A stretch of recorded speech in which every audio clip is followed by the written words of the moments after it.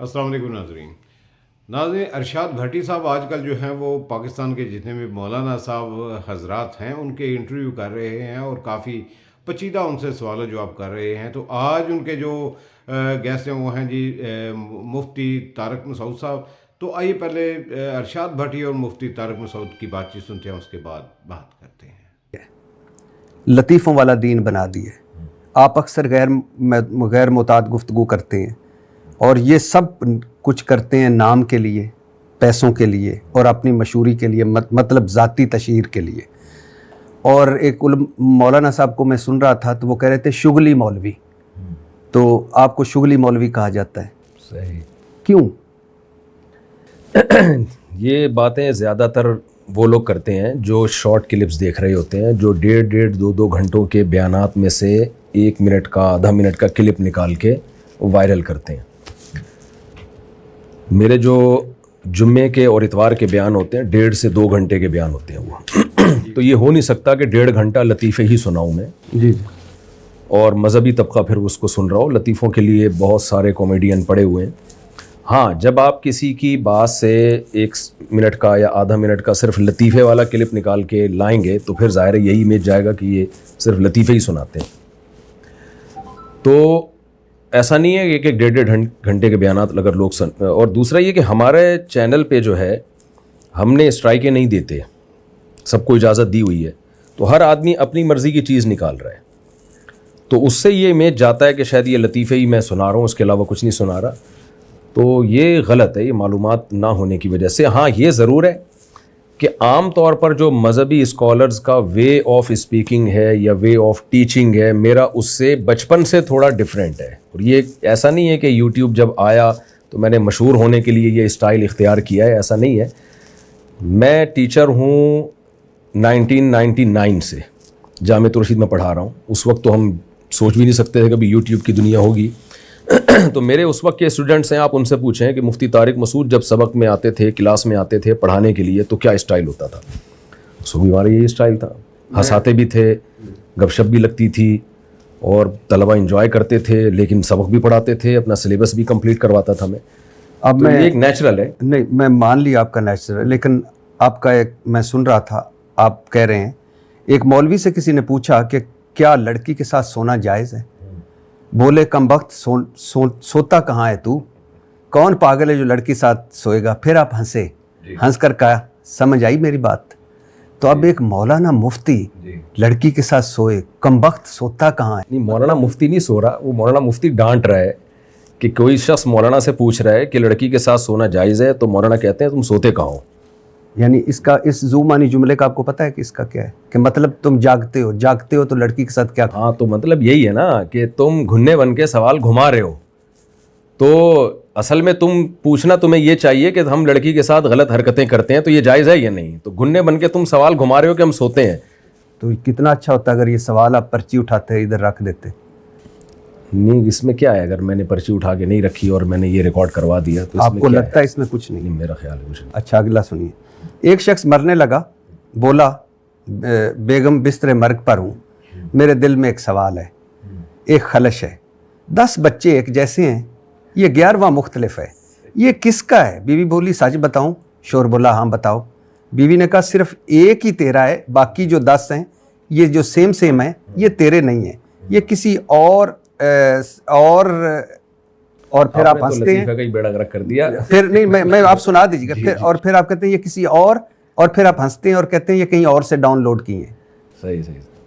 اب آپ لطیفہ یہ سنا دیجیے ذرا. نہیں دیکھیں, وہ ایسے نہیں ہے, اور پہلے سیاق و سباق کیا ہے. جب دیکھیں ایسے کوئی لطیفہ اٹھا کے, جب آپ ایسا تو نہیں ہے کہ میں آیا کیمرہ رکھا اور میں لطیفہ سنا کے نکل گیا. پیچھے بیان کیا چل رہا ہے, سوسائٹی میں کیا ہو رہا ہے, اس کو ایکسپلین کرنے کے لیے انسان لطیفے سناتا ہے.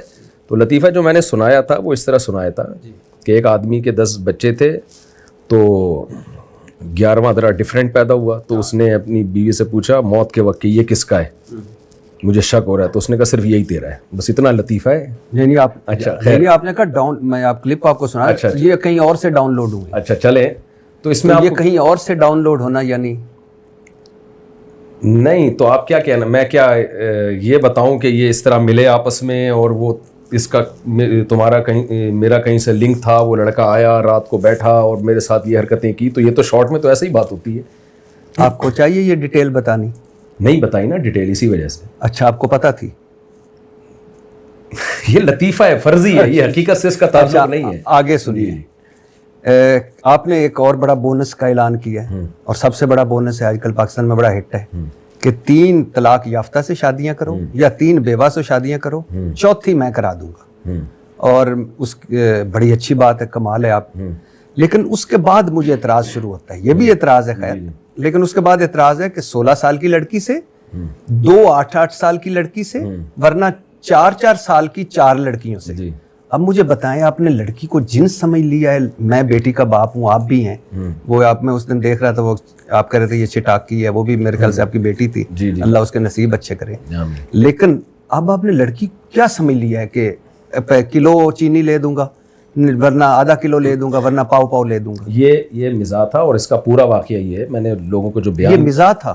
اور آپ کیا سمجھتے ہیں کہ 4 سال کی لڑکیوں سے میں شادی کراؤں گا لوگوں کی؟ آپ کیا سمجھتے ہیں؟ یہ مزاح تھا آپ کا, ایک مفتی کا. آپ کا کیا خیال ہے؟ آپ کا کیا, ایک مفتی کا مزاح تھا. مفتی کو مزاح کرنے پر گورنمنٹ نے پابندی لگائی ہے یا لڑکی, آپ لڑکی کو کیا کہہ رہے ہیں؟ 8 سال کی 2 کرا دوں گا. میں آپ کو پورا پہلے واقعہ سناتا ہوں نا. یہ طنز تھا سامنے والے پہ جس کو 16 سال کی لڑکی چاہیے تھی, اس کا مذاق اڑایا گیا. یہ واقعہ میں نے ایسے سنا ہے کہ ایک صاحب آئے اور کہنے لگے کہ مجھے کوئی رشتہ بتاؤ, تو کسی نے بتایا کہ بھائی یہ اتنی ایک 26-27 سال کی لڑکی ہے, تو کہنے لگے مجھے تو 16 سال کی چاہیے. تو انہوں نے پھر کہا کہ 16 سال کی نہیں تو 2 8 سال کی کر دیتے ہیں. یعنی طنز ان کے اوپر کیا ہے, تو اس میں نہ کوئی عورت کی توہین ہے, یہ تو اس کی توہین ہے جس کو اس عمر میں 16 سال کی چاہیے. تو ہم نے کہا بھائی 16 کی تو نہیں, تو 8 8 کی کر دیتے ہیں. یعنی آپ کا جو مزاج ہے, آپ کا جو سوچنے کا اسٹائل ہے, وہ تو آپ اپنی ایج کے حساب سے بہت اوپر کی سوچ رہے ہو. تو میں نہیں سمجھتا اس میں کوئی عورت کی توہین ہے, بلکہ یہ تو اس شخص کی توہین ہے جس کو ایک بڑی عمر میں 16 سال کی لڑکی چاہیے. آپ سمجھتے ہیں کہ یہ لڑکی کی توہین نہیں ہے؟ نہیں, 4 سال کی کرا دوں گا. نہیں, یہ مذاق ہے, یہ حقیقت نہیں ہے کہ میں 4 سال کی لڑکی سے. ڈیفینیٹلی مذاق ہے, لیکن میں یہ نہیں کہہ رہا کہ اس میں نہیں سمجھتا کوئی توہین. بہت اچھا, آپ آگے آتے ہیں. خیر, یہ تو میں لطیفوں والے پہ آ گیا. آپ انجینئر محمد علی مرزا سے مناظرے کے لیے کراچی سے جیلم جا پہنچے, وہاں ویڈیوز بنائی, اپنی جیت کا خود اعلان کیا, اور واپس کراچی آ گئے. مل گئی ذاتی انا کو آپ کو تسکین, مل گئی ہوگی یقیناً. اسلام کا جھنڈا یقیناً بلند ہو گیا ہوگا, اور ہو گئی ہوگی یقیناً آپ کی مذہب کی خدمت. 100% ہوئی, اتنی زبردست خدمت ہوئی. ایک آدمی حضرت معاویہ کو برا بلا کہہ رہا ہے, اسلاف کو برا بلا کہہ رہا ہے, صحابہ تابعین کو برا بلا کہہ رہا ہے, کسی بزرگ کو اس نے نہیں چھوڑا, اور پھر چیلنجز ایسے کر رہا ہے جس کو لوگ صحیح سمجھ رہے ہیں اور اسلاف سے بدگمان ہو رہے ہیں.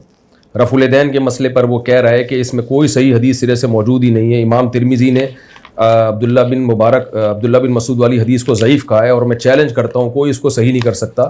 تو جب ایک شخص اتنا کچھ غلط پھیلا رہا ہو, اور بڑا مسئلہ تو حضرت معاویہ کا ہے جن سے محبت ہمارے ایمان کا حصہ ہے, جن کی صداقت پر, عدالت پر اجماع ہے امت کا, تو جب اتنی باتیں کر رہا ہو تو جواب تو بنتا ہے نا. ہم یہاں سے جواب دے رہے ہیں تو ادھورا کلپ چلا کے اس کا جواب ریکارڈ کروا دیا جاتا ہے, اور پھر خود چیلنج بھی کر رہا ہے. تو ایسے موقع پہ اگر میں نہیں جاؤں گا تو کیا نتیجہ کیا نکلے گا؟ لوگ اسلاف سے, علماء سے بدگمان ہوں گے. تو ایسے موقع پہ اس کی دعوت پہ میں گیا ہوں, اس نے بار بار بلایا, وہ کلپ آپ نے دیکھے ہوں گے, اور میں گیا ہوں, اور بہت ہی تمیز سے جانے کے بعد, ایسا نہیں کہ میں گھر جا کے میں نے چھاپا مار دیا اچانک, بلکہ میں نے ٹائم دیا کہ آپ 48 آورز میں پازیٹیو رسپانس ریکارڈ کروا دیں کہ میں بیٹھنے کے لیے تیار ہوں. بیٹھیں گے کب؟ ہم یہ آپس میں مل بیٹھ کے طے کریں گے, اور کن شرائط پہ بات ہوگی یہ بعد میں طے کریں گے. صرف آپ اس کو سیریس لیں کہ میں آ گیا ہوں. تو 48 گھنٹے میرا خیال ہے بہت ہوتے ہیں, اس کے بعد بھی کوئی رسپانس نہ کرے. تو ہم نے تو اپنی جیت کا اعلان نہیں کیا, ہم نے تو کہا بھائی آپ دیکھ لیں 48 آورز ہیں, یہ جہلم ہے, اور نہیں آیا اس 48 گھنٹے میں. تو اب یہ تو عوام فیصلہ کرے گی کون جیتا کون ہارا. انجینئر صاحب کی اکیڈمی کھلتی ہے اتوار کو, آپ کو پتا تھا جی, یہ, اور آپ گئے. میں تو اب لفظ چوری چھپے تو نہیں استعمال کرتا, اور وہاں ان سے بجائے اس کے کہ یہاں سے ٹیلی فون کرتے انجینئر صاحب کو کہ آپ بھی عالم ہیں, میں بھی مفتی ہوں, چلو آپ اسلام کا تبلیغ تو کر رہے ہیں, تو آئیں مل کر بیٹھ کر ہم ایک کمرے میں بیٹھ کر طے کر لیتے ہیں, کیونکہ اس طرح اسلام کی خدمت ہوگی اگر ہم کسی ایک متفقہ چیز پہ پہنچیں گے. آپ نے فون یا میسج کرنے کے بجائے چوک پر کھڑے ہوئے اور ایک ویڈیوز بنائی اور پھر اس کو پھینکا اور پھر اس کے بعد واہ واہ ہوئی، جے کار ہوئی اور پھر اس کے بعد آپ تشریف لے آئے. جی تو اب مجھے بتائیے کتنا فرق پڑا اسلام کو اس ساری چیز؟ اگر انجینئر صاحب بھی مجھے کال پہ کہتے ہیں نا کہ آپ جہلم آ جائیں اور ہمارے ساتھ بیٹھیں اور اس دن آ جائیں، اس ٹائم پہ آ جائیں، تو میں بھی کال پہ بات کر لیتا ان سے، SMS پہ بات کر لیتا. انہوں نے تو ببانگ دھول ایک ویڈیو ریکارڈ کروائی، اور ایک بار نہیں بار بار، کہ ان کے پاس قیامت تک کے لیے ٹائم ہے، جب چاہیں یہ آ جائیں اور میری کرامت ہوگی، یہ کبھی بھی نہیں آئیں گے. تو یہ ساری باتیں اگر وہ مجھ سے پرسنل کر رہے ہوتے تو میں پرسنل کرتا. جب ایک آن دا ریکارڈ ایک میڈیا پہ، یوٹیوب چینل پہ ایک بات چل رہی ہے تو باقی ساری باتیں بھی چینل کے تھرو ہی ہوں گی، باقی ساری باتیں بھی یوٹیوب پہ ہوں گی. تو ایک آدمی اگر مجھ پہ الزام لگائے، فون پہ مجھے کہتا ہے آپ برے آدمی ہو، تو میں فون پہ ہی جواب دوں گا. لیکن اگر وہ یوٹیوب پہ کلپ بنا کے ریکارڈ کرا دیتا ہے تو پھر آپ بتائیں اخلاقیات کا تقاضا کیا ہے؟ تو ہم بھی یوٹیوب پہ ہی ریکارڈ کروائیں گے. سر اخلاقیات تو مجھ سے زیادہ آپ جانتے ہیں. میں نے تو اپنے دین کا سنا ہے کہ نبی صلی اللہ علیہ وسلم نے فرمایا کہ جو توڑے اس کے ساتھ جوڑو، جی، جو برا کرے اس کے ساتھ اچھا کرو. اصل اخلاق یہ ہے. جی. اور اخلاق بھاری ہے تمام اعمال میں سے. جی. تو لیکن اس کا اگر حدیث کا تعلق ذاتیات سے. ہاں، لیکن میں ویسے آپ ٹھیک کہہ رہے ہیں، لیکن اگر انہوں نے نہیں کیا، میں مثال کے طور پہ انہوں نے نہیں کیا تو آپ کر لیتے، فون کر لیتے. نہیں، ہم نے تو پہلے ان سے رابطہ کیا جوڑ کے لیے. نادر علی کے ذریعے میں نے پیغام پہنچوایا کہ میں آپ کے پاس ویسے ہی ملاقات کے لیے حاضر ہونا چاہتا ہوں، یا آپ میرے پاس آ جائیں، میں آپ کو سیکیورٹی دوں گا اور ہم بیٹھ کے سموسے پکوڑے کھائیں گے، چائے پیئیں گے، کوئی بحث بازی نہیں ہوگی. یہ نادر علی اس پر گواہ ہے. پہلے ہم نے جوڑ کی ہی کوشش کی ہے کہ بھائی بندی کے ساتھ بیٹھ کر مل بیٹھ کے مسئلے حل ہوں. لیکن سامنے سے جو رسپانس آیا وہ جوڑ والا نہیں آیا، وہاں سے یہ فائرنگ شروع ہوئی ہے. تو لا يحب اللہ الجہر بالسوء من القول الا من ظلم. نبی جوڑ کی بات کرتے تھے، لیکن بدر میں نبی نے ہی تلواریں بھی چلائی ہیں نا، احد میں، خندق میں، فتح مکہ میں. تو کون سا موقع جوڑ کا ہے اور کون سا موقع مقابلے کا ہے، یہ فیصلہ کرنا پڑتا ہے. تو ایسا نہیں ہے کہ ہر ایک کو ایک ہی لاٹھی سے ہانکا جائے. ہم نے پہلے پوری کوشش کی انجینئر علی مرزا سے جوڑ کی. اس میں نادر علی گواہ ہے، وہ میرے پاس آیا، میں آپ دونوں کی میٹنگ کروانا چاہتا ہوں. میں نے کہا 100 دفعہ. اس نے کہا لیکن کسی ٹاپک پہ بات نہیں ہوگی، صرف دوستی ہوگی. میں نے کہا میں 100% اس کے لیے تیار ہوں. جب یہ تمام کوششیں محبت سے بیٹھنے کی ناکام ہو گئیں اور ادھر سے ہی فائرنگ ہوتی رہی، وہ میری ذات پہ فائرنگ ہوتی، کوئی بات نہیں. وہ فائرنگ کس پر ہو رہی ہے؟ بڑے بڑے علماء، صلحاء اور صحابہ پہ فائرنگ ہو رہی ہے، اور بندہ خاموش نہیں ہو رہا اور پھر چیلنج بھی کر رہا ہے. تو میرا خیال ہے پھر اس کے بعد تو اتنا تو ہوتا ہے. ہم نے کون سا جا کے وہاں کوئی میزائل داغ کے آ گئے ہیں. تو آپ کے بڑے بھی ہیں، مفتی منیب بھی ہوں گے، مفتی منیب الرحمان، مفتی تقی عثمانی صاحب بھی ہوں گے. تو جب اسلام اتنا خطرے میں تھا انجینئر صاحب کے، اب بقول آپ کے، کہ وہ اتنے حملے کر رہے تھے، تو یہ بڑے کیوں نہیں بولے؟ دیکھیں، بڑے اپنے آپ کو اس کے لیول کا نہیں سمجھتے. یہ تو انجینئر صاحب نے خود اپنے آپ کو ایک بہت عظیم عالم اسلام کی شخصیت بنا کے پیش کر دیا ہے. مفتی تقی عثمانی صاحب تو بہت ہی ایک بڑے آدمی ہیں. عرب ائمہ حرمین ان کی عزت کرتے ہیں، قدر کرتے ہیں. ان کو دنیا میں پوری دنیا میں ان کی ٹریولنگ ہے. اور سعودی عرب میں جب علماء کی ایک کمیٹی تھی، درجنوں ملکوں کے علماء تھے اس میں، اس کے رئیس مفتی تقی عثمانی صاحب تھے، جس میں سعودیہ کے مفتیان کرام بھی تھے، حرم کے مفتی بھی تھے، مکہ کے، ان کے بھی رئیس مفتی تقی عثمانی صاحب رہے ہیں. تو اتنے بڑے لیول کا آدمی جا کے ایک ایسے شخص کو جو کسی یعنی مدرسے سے فارغ نہیں ہے، جس کو عربی کا عبارت کا ترجمہ تک کرنا نہ آتا ہو، تو وہ تو خود اس نے بنا دیا لیول کہ میں بہت بڑا ہوں. تو مفتی تقی صاحب تھوڑی مانیں گے کہ آپ اس لیول کے ہو. اچھا، آپ اتنا ہی کر لیتے. جو وہ کہتے ہیں کہ پہلی بات تو یہ ہے کہ جب مفتی طارق مسعود کراچی سے جیلم چلا جاتا ہے، اور جاتا کس لیے؟ کہ وہ بقول آپ کے کہ وہ اسلام کی ایک دوسری شکل پیش کر رہے ہیں جو ٹھیک نہیں ہے. جی. تو مفتی تقی عثمانی صاحب ان کا کوئی وہ تو نہیں ہے نا، امپورٹ ایکسپورٹ کا بزنس، مذہب کے ہیں نا. جی.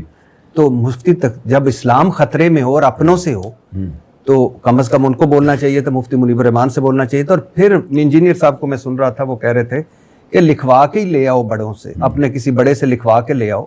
تو بسم اللہ. دیکھیں، مفتی تقی عثمانی صاحب میڈیا پہ نہیں ہے، وہ ایک حقیقی معنوں میں علمی انہوں نے کتاب. کہا تھا کہ جائیں؟ نہیں، ना उन्होंने मुझे रोका, ना उन्होंने मुझे कहा जाने का। मुफ्ती वो मुनीबुर सोशल रहमान ने मीडिया, सुना है मुफ्ती आपके- मुनीबुर रहमान का तो उनसे पूछे ना, मुफ्ती मुनीबुर रहमान की बातें तो आप मुफ्ती मुनीबुर रहमान से पूछे। लेकिन सुना है वो उन्होंने माइंड किया था कि आप क्यों गए इस तरह मुनाजरा करने, किसने माइंड किया था? मुफ्ती मुनीबुर रहमान साहब। मेरे इल्म में नहीं है। लेकिन आप क्यों नहीं, इतना बड़ा आपका चैलेंज है कि आपने इतनी इस्लाम की खिदमत करनी है, लिखवा मुफ्ती तकी नहीं तो उस्मानी क्यों साहब के पास लिखवाएं? जाएं। वो क्या, ये कौन सा किसी से मुनाजरे के लिए शर्त है? आप दलील से बात करें, अगर वो सही है तो मुफ्ती तकी साहब लिख के दें या नहीं लिख के दें। यानी इंजीनियर अली मिर्ज़ा को चाहिए था बैठ जाता, फेस टू फेस दलाइल से बात हो जाती। क्या हम इंजीनियर अली मिर्ज़ा को जो लोग सुन रहे हैं, तो क्या किसी बड़ी शख्सियत ने लिख के दिया कि इनको सुना करो? वो कहता है मैं बाबू को नहीं मानता, दलील से बात करो कुरान और सुन्नत से। तो हम भी जाके कुरान और सुन्नत से बात करते हैं, उसके पास जवाब होता, वो जवाब दे देता कि भाई ये दलील गलत है। तो दुनिया के सामने आ जाता है ये दलील, किसकी दलील सही है किसकी दलील गलत है। ये जो शर्त है कि मुफ्ती तकी साहब, अगर वो आज कह दे कि नहीं मुफ्ती तकी साहब भी नहीं, आलम इस्लाम के जो सबसे मायानाज इमाम हरम है शेख शुरेम से लिखवा के लाओ, मैं फिर बैठूंगा। तो क्या मैं पागल था? मैं शेख शुरेम से लिखवाने चला जाता। तो अगला जो ये मुतालबे कर रहा है कि मुफ्ती तकी साहब लिख के देंगे तो मैं बैठूंगा, इस मुतालबे की लॉजिक क्या है? मतलब ये उनका कहना मैंने सुना, पूछा भी। वो कहते हैं कि आज मुफ्ती तारक मसूद साहब आ जाते हैं, मैं उनके साथ बैठता हूँ, कल मुफ्ती जैद आ जाता है, परसों मुफ्ती बकर आ जाता है, तो मैं मुनाजरा ही करता रहूंगा। एक जो उनका सबसे बड़ा है वो कहे कि ये हमारी तरफ तो से ये मेरे आने से पहले कह देता ना, मुझे तो बुला रहा था कि टाइम क़यामत तक के आ जाओ आ जाओ आ जाओ। उस वक्त तो उसने ये नहीं कहा और कह रही कभी भी नहीं आएंगे। ये तो आने के बाद के अफलातूनियाँ और बुकरातियाँ हैं कि फ़लाँ लिख के देगा फ़लाँ और मैं ये आपको लिख के दे दूँ कि मुफ्ती तकी साहब भी लिख के दे देना बिलफर्ज, तो ये कहेगा इमाम हरम से लिखवा के लो। आप ये कर देंगे? एक मुफ्ती नहीं, मैं ये काम नहीं करूँगा। तकी उस्मानी मुफ्ती तकी साहब का मैं टाइम फालतू चीज़ों में वेस्ट नहीं करना चाहता। आपके पास इतना टाइम है कि वेस्ट हो जाए? क्या मतलब कि आप भाई, मुफ्ती तकी साहब बहुत बड़े आदमी हैं। माना। वो एक चीज़ एक आदमी के लिए टाइम वेस्टिंग नहीं होती, दूसरे के लिए वो टाइम वेस्टिंग होती है। हर शख्स का एक लेवल होता है ना। एक आदमी जो सर्जन है, जो बड़े बड़े ऑपरेशन करता है, आप उसको नज़ला जुकाम की आप दवा ले रहे हो तो ये उसके लिए टाइम वेस्टिंग है। लेकिन एक जनरल फिजिशियन से आप पैनाडोल लेते हो, इसके लिए टाइम वेस्टिंग नहीं है उसके लिए।